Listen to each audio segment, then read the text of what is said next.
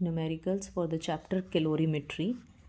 The first numerical is 10 gram of ice at 0 degree Celsius absorbs 5460 joule of heat energy to melt and change to water. तो ice को water में change होना है.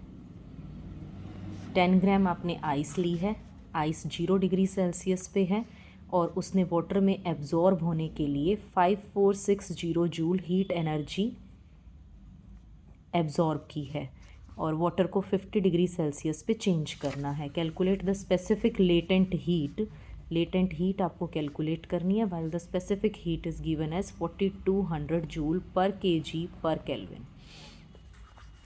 सो proceeding for this, आपने ice को पहले 0 degree Celsius से 0 degree Celsius water में चेंज करना है और उसके लिए आपको लगती है ml. तो total heat is ml plus mc delta टी. 5460 is equal to m 10 gram, l calculate करना है, m 10 ग्राम, c 4200, बट ये किलोग्राम्स में है तो आप इसको ग्राम्स में कन्वर्ट करो. बाय में 1000 लगेगा क्योंकि बाय में था तो ऑपोजिट जाएगा.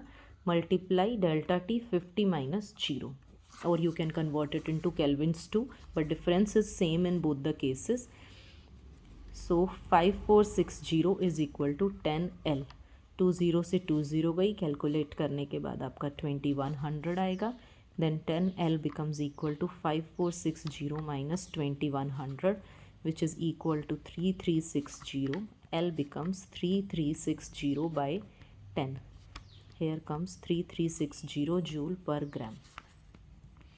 Second numerical, how much heat energy is released when 5 gram of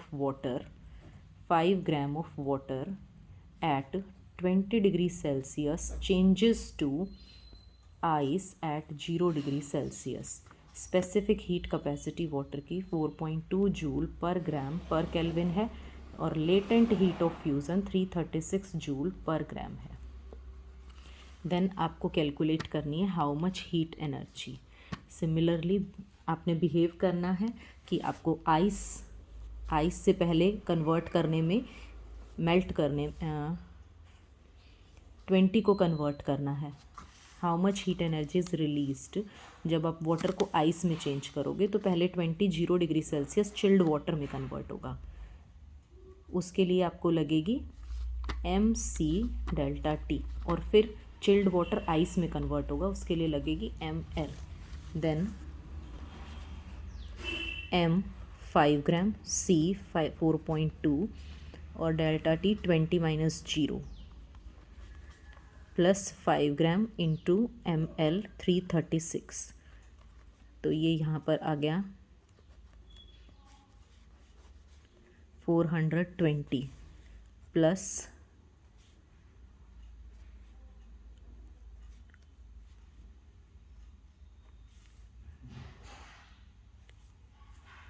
and our answer is 2100 joule.